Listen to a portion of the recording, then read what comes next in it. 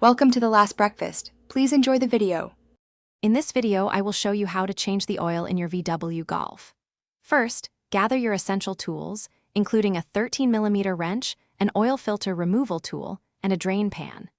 Next, ensure you have the correct engine oil, typically 5W30 or 5W40 synthetic, and a new oil filter.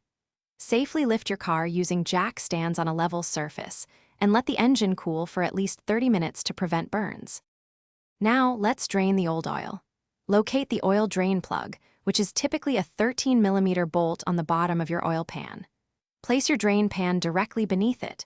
Carefully remove the plug and let all the old engine oil drain out completely.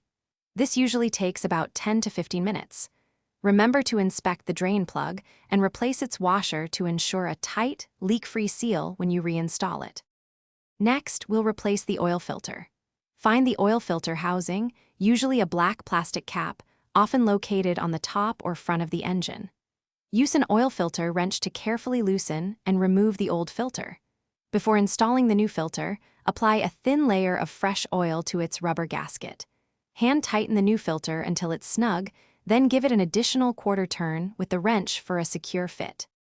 Finally, let's add the new oil. Reinstall the oil drain plug, tightening it securely to about 22 foot-pounds. Carefully pour the recommended 4 to 5 liters of new engine oil into the fill port. Start your engine and let it run for a few minutes, then check for any leaks around the drain plug and the new filter. Turn off the engine, wait 5 minutes, then verify the oil level with the dipstick, adding more if necessary.